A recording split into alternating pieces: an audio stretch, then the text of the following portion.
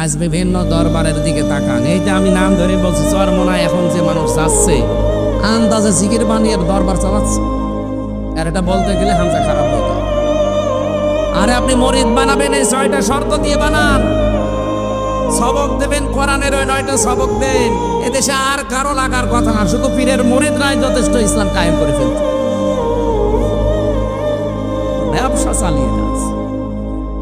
শিরিক করা যাবে না, আমার কাছে মুরিদ হলে শিরিককে সাপোর্ট করা যাবে না। শিরিক সবচাইতে বড় শিরিক ওইটা, আল্লাহ যেটা পারে ওইটা অন্য কেউ পারে এই বিশ্বাস করা।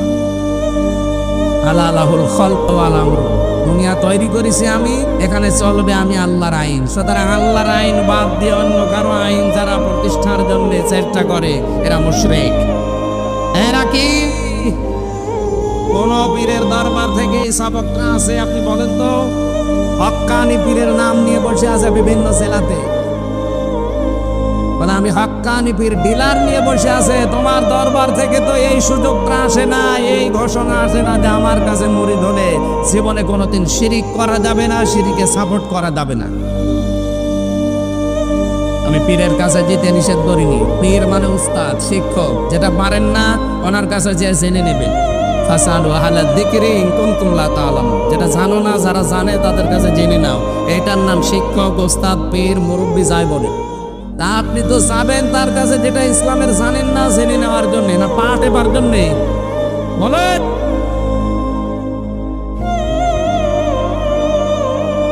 অনেকে নিজে যে হচ্ছে না, বউ নিয়ে যায়। তাই কথা বলে দেখেন, আপনাদের জেলায় মনে হয় এসব এখনো ঢুকিনি।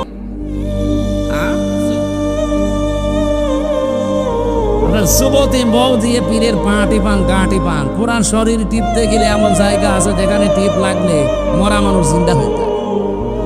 এখন কি হবে বলেন তো? ওটা লজ্জা শরম কিচ্ছু নেই। যুবতী বউ নিয়ে, মেয়ে নিয়ে যে কাজ করান, মুরিদ হয়েছে। কিসের মুরিদ আপনি? সর্বপ্রথম মুরিদের শর্ত বলেন পীর সাহেবকে, যে বলেন আমাকে জীবনের শিরিক করতে দেবেন না, আর যদি এ দরবারে শিরিক থাকে এই দরবারে আমি তুলে দেবো। এই দরবার, এই যে পেছনে বসে আছে হাজী সাহেব দেখতে পাচ্ছেন, হ্যাঁ, আরজান হাজী ঝিনাইদহ বাড়ি। আমি যখন বিশ্ববিদ্যালয়ে ছিলাম, ও হাজী একবার আমার নিয়ে গিয়েছিল সেকেন্ড ইয়ারে, তখন সেই 12-13 সালে। ওনার বাড়ি ঝিনাইদহ শৈলকুপা। যে এক দরবারে নিয়ে গেল, আমার আলোচনার বিষয় দিয়েছে শিরিক। যে দেখে পীর সাহেবকে অনেক মহিলা পর্যন্ত সেজদা দিচ্ছে, আর বিভিন্ন মানুষে বিভিন্ন জায়গা টিপতেছে। শিরিকের পয়েন্ট গুলো বললাম, উনি ওখান থেকে বলছে হুজুরকে নামা, আমার দরবার গিয়া বল। কি মরিদ বানারা, কি পীর হয়ে বসে আছেন। কোরআনের সবক আল্লাহ দিল কি, আর আপনি কি সবক বানিয়েছেন? হাফসে তো ও দম দিতে গেলে তো যাদের হাঁপানি আছে ওরা হাঁপিয়ে পড়ি দাও।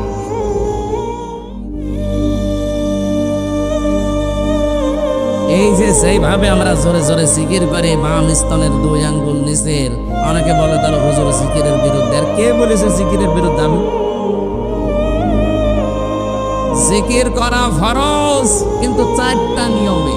কয়টা? আযকুর রাব্বাকা ফি নাফসিকা, হে নবী আপনার রবকে আপনি ডাকবেন, জিকির করবেন মনে মনে। কিসে?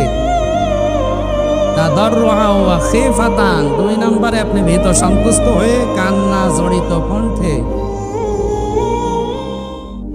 4 নম্বরে দুনাল জাহরি মিনাল কাউলি, উচ্চ আওয়াজ বাদ দিয়ে।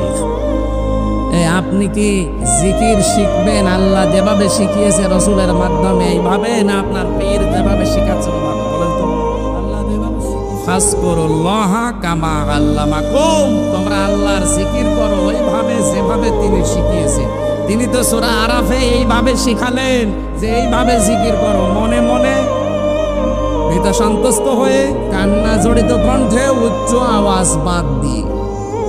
আজ বিভিন্ন দরবারের দিকে তাকান। এই যে আমি নাম ধরে বলছি, চরমোনায় এখন যে মানুষ যাচ্ছে জিকির করার জন্য, লক্ষ লক্ষ মানুষেরা এক জায়গায় হয়েছে, জিকির এত আওয়াজ দিয়ে করছে। বলেন তো, এই 4টার ভেতরে পড়ছে মনে মনে করবেন, আল্লাহকে ডাকবেন। এক সাহাবী জোরে জোরে ডাকছিল, আল্লাহর নবী বলেন, হে তুমি তুমি কি মনে করো আল্লাহ বধির, উনি কানে শোনে না? আপনি এত জোরে জোরে চিৎকার করার কি দরকার আছে? শিক্ষার জন্য যদি হয় যে আমি শেখাচ্ছি, সেখানে আওয়াজ করে বলুন। আপনি বেকার এক জায়গায় লক্ষ মানুষ নিয়ে এত জোরে জোরে চিল্লাচ্ছেন, কত অসুস্থ মানুষ যদি ওখানে থাকে তার তো 12টা বাজবে। ভীত সন্তুষ্ট হয়ে কান্না চড়িত কণ্ঠে জিকিরের আনন্দ পাওয়া যায় গভীর রজনীতে, তাহাজ্জুদের নামাজের সেজদায় যখন জিকির করবে। জিকির মানে নামাজ পড়া। জিকির মানে কি? জিকিরের যে 5টা অর্থ, তার 2 নাম্বার অর্থ জিকির মানে নামাজ। তাহাজ্জুদের সেজদা দিয়ে শুধু 2 সেকেন্ড 5 সেকেন্ড না, 15-20 মিনিট, আধা ঘন্টা 1 ঘন্টা একটা সেজদা দেন তো, দেখেন জিকির কাকে বলে। দুনিয়া এরকম শান্তির জায়গা আর নেই। গভীর রজনীতে যারা তাহাজ্জুদে আধা ঘন্টা 1 ঘন্টা সেজদায় কাটতে পারে, এতে কত আনন্দের, কত ভালো লাগার জিনিস, সেটা যারা করে না তাদেরকে বোঝানো যাবে না। এটা জেলের জীবনে আমরা 3 বছর ছিলাম, অনেকে পেয়েছি, কেন কাজ কাম তো নেই ওখানে, 24 ঘন্টা তালাবদ্ধ। এক রুমের ভেতরে রাত 2টা-3টার সময় উঠে একটা সেজদা যদি আপনি জীবনের পেছনের অপরাধগুলো স্মরণ করে আল্লাহকে হাজির নাজির জেনে, কিসের টাকা, কালভাটের টাকা চুরি করে ওই টাকা দিয়ে উনি মসজিদের টানা কাজ লাগিয়ে দিচ্ছে। একটা মসজিদ বানিয়ে দিলে কয়জন নামাজ পড়ে? তাই 4-5 হাজার মানুষ নাকি? আর একটা ব্রিজ, এই যে রাস্তার যে অবস্থা, এই রাস্তাটা যদি মেরামত করে দেয়, লক্ষ লক্ষ মানুষের রাস্তা দিয়ে হাঁটবে। লক্ষ কোটি মসজিদ বানানোর চাইতে একটা রাস্তা মেরামত করা, একটা ব্রিজ বানানো আল্লাহর কাছে অনেক ভালো। ইসলাম বোঝে না, আন্দাজে চুরির মাল দিয়ে উনি মসজিদ বানিয়েছে। এই জন্য নবীজি বললেন কোন ধরনের চুরি করা যাবে না আজকে থেকে। 3 নম্বরে বলেছিলেন জেনা করা যাবে না।